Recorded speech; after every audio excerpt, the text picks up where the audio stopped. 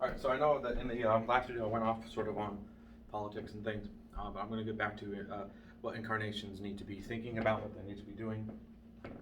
You have to realize that yes, things are going to change, and there may be a huge change in how incarnations are able to be active as participants in this thing.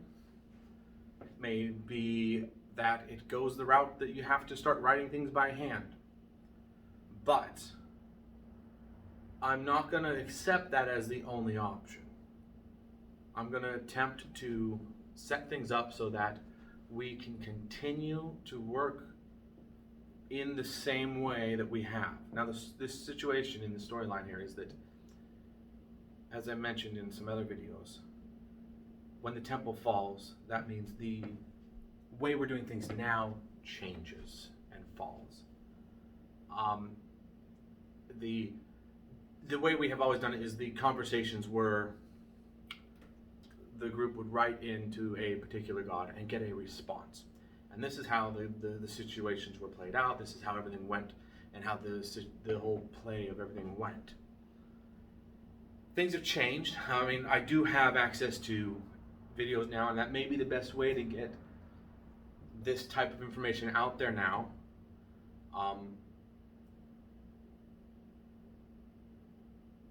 Yeah, it's going to be a tough one to swing, but we'll have to figure it out. And so the goal here is to understand that as a group, we have agendas for the Hidden Temple, things the Hidden Temple are working on. There were several political bills that were brought to us that needed to be passed and worked through.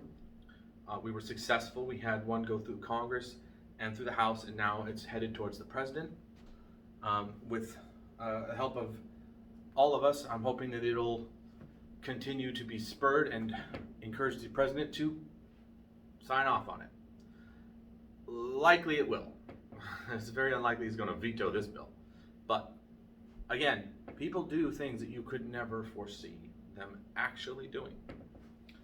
Anyways, the situation here is that yes, there's going to be changes, but we're looking for an altering of that change.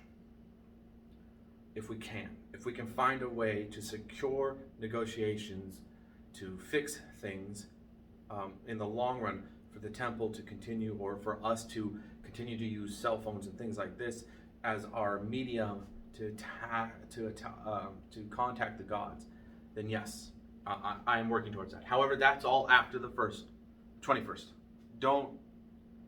We need to stay focused as incarnations on what we're doing. I know that Tutana is giving us a lot of political bills to deal with and trying to help agendas that help the world go through, but we also have to remember that those are the kind of things that you take the bill. If you can print it, great.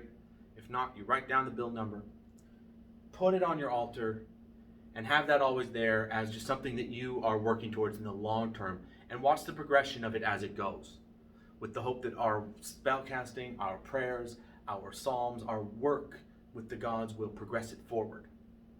That's, you just put that on your altar, or your spiritual place, whatever you want to call it, the place where you keep your most precious spiritual items. Okay, that's what we call an altar. All right, get that done, but don't focus on it right now. Focus on that during your whether it's weekly, daily prayer routines, spell castings, whatever you want to call it. Work on it at that time. But when it comes to coming up now for our group, we need to figure out what they're going to do on the 21st. What they did today, which is a big day we were all up in an uproar about, was they tried to stop these videos. Fortunately, the God of War's incarnation, who happens to be in a cat, long story, he was able to get us some help by acquiring us some powers. I'm not going to go into details of it because I wasn't involved. It was the temple's leader now, whom actually dealt and received this gift from the cat. This power was able to progress and overturn the blockage of these videos, which is great. So we're moving forward there. Now that the eclipse is over, there's a new pattern to life emerging, as happens whenever there's a major event.